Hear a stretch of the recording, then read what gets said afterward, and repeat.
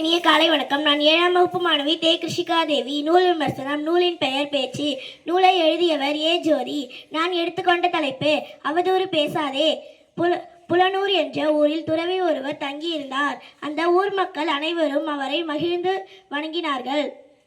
அவரின் அறிவுரைகளை கண்ட மக்கள் கூட்டம் கூட்டமாக வந்தனர். அந்த ஊரில் உள்ள இளைஞன் ஒருவன்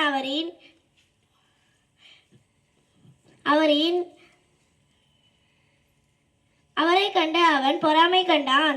அதனால் மக்களிடம் இல்லாததும் பொல்லாததுமாக அவதூறு பேசினான். அதை சிலர் நம்பினார்கள், சிலர் நம்பவில்லை. இப்படியே சில மாதங்கள் கடந்தது. அவன் செய்த தப்பை அவன் மனம் உறுத்தியது. அதனால் அவரிடம் சென்று மன்னிப்பு கேட்கலாம் என்று நினைத்தான்.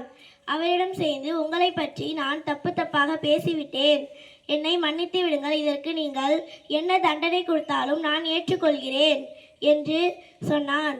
அவரும் அதற்கு, உன்னிடம் உள்ள தலையணையை எடுத்துக்கொள், அதை கிழித்து ஊர் மக்கள் கூடுமிடத்திற்கு சென்று அதை கிழித்து அதிலுள்ள பஞ்சை காற்றில் பறக்கவிடு என்று கூறினார். பின்பு என்னிடம் வா என்றார். அதற்கு அவன் மனதில், இவ்வளவு சிறிய தண்டனை தானா என்று மனதில் நினைத்து கொண்டான். அவர் சொன்னதுபடியே அவனும் செய்துவிட்டு பின்பு அவரிடம் வந்தான். ஐயா, நீங்கள் சொன்னது போலவே நான் செய்துவிட்டேன், இன்னும் வேறு ஏதாவது நான் செய்ய வேண்டுமா என்று கேட்டான். அவரும் அதற்கு, நீ பறக்கவிட்ட இடத்திற்கு செல், அதை திரட்டி தலையணைக்குள் வைத்து என்னிடம் எடுத்து வா என்று கூறினார். அதற்கு அதை கேட்டு அவன் திகைத்து போனான். யாரும் செய்ய இயலாத செயலை என்னை செய்ய சொல்கிறீர்களே, நான் எப்படி செய்வது அப்படி என்று அவன் கேட்டான். தலையணையிலிருந்து பஞ்சை பறக்க விடுவது எளிது, அதை திரட்டி எடுத்து வருவது கடினம். அதே போலதான் ஒருவரை பற்றி இல்லாததும் பொல்லாததுமாக அவதூறு பேசுவது எளிது, அதை துடைப்பது கடினம் என்று கூறினார்.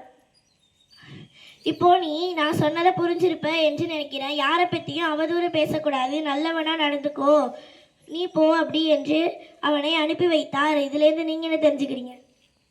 நம்மளும் யாரை பற்றியும் அவதூறு பேசக்கூடாது. நன்றி.